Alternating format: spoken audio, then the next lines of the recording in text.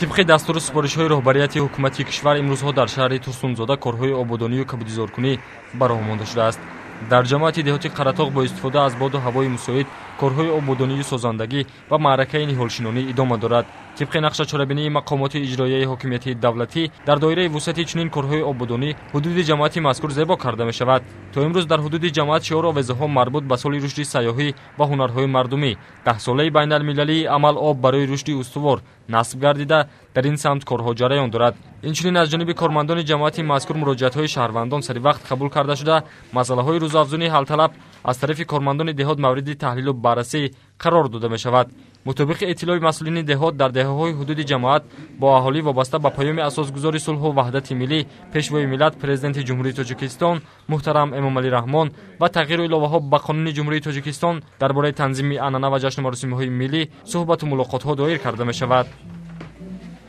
قانون جمهوری تاجیکستان درباره تنظیم عنعنه جشن مراسم که در سال 2017 تغییرات لغو شد.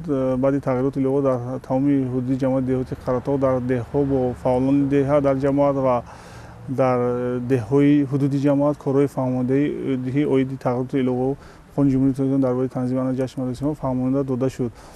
باید قید نمود که در حدود جماعت دهاتی قراتاق اوید گذراندن توی معرکه با هر یک شهروندی که به جماعت مراجعت میکنه اول درباره تغییرات لغو و درباره مفهوم و ماهیت قانون جمهوری تاجیکستان درباره تنظیم عنعنه جشن مراسم فهمانده بعد توصیه ها داده می شود.